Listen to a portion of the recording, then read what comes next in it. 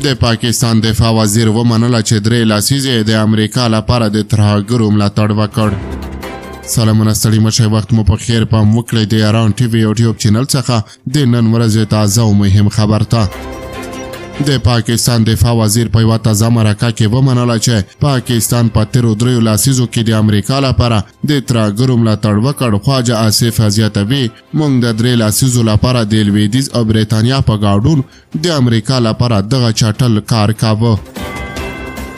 د پاکستان دفاع وزیر خواجه آصف له سکای نیوز سره په مرکه کې د خبریال یلدا حکیم د پوښتنې په ځواب کې چې آیا پاکستان د ترهګرو ډلو د ملاتړ، روزنې او تمویل اوږد تاریخ لري، وویل موږ د 3 لسیزې دا چټل کارونه د امریکا لپاره د لویدیځ او برېټانیا لپاره مو وکړل. دا یوه تېروتنه وه چې ومو کړه او له همدې امله دا مسایل موږ سره تړل کیږي.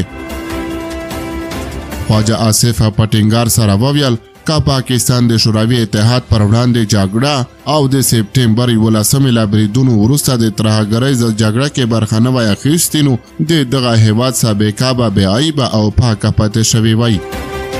ښاغلی آصف زیاتوي، موږ د دې دروند قیمت ورکړ، زموږ ټولنه اغېزمنه شوه او زموږ امنیت زیانمن شو. د پاکستان د دفاع وزیر دغه څرګندونې د هند تر ادارې لاندې د کشمیر بهلګامه تر برید وروسته کړي دي. په کشمیر کې تر برید وروسته د هندوستان او پاکستان ترمنځ نندرې زیاتې شوې دي.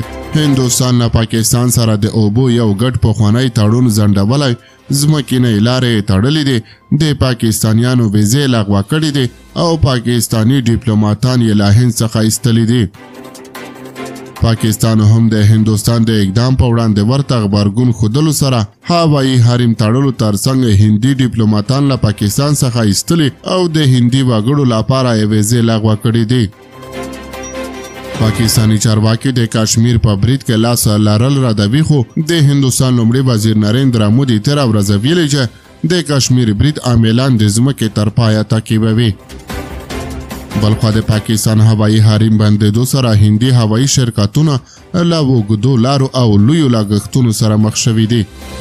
رویټرز خبري اژانس د فلایټ ټریډر د 24 پاڼې د معلوماتو له مخې ویلي چې هندي هوایي شرکتونه د پنجشنبې په ورځ تر هغه وروسته اغېزمن شول چې ایر انډیا او انټوبیګو شرکتونه نیویارک، آذربایجان او دوبۍ ته الوتنې پر بل مسیر پیل کړي. دغه الوتنې معمولاً د پاکستان له هوایي حریم څخه تېرېدلې.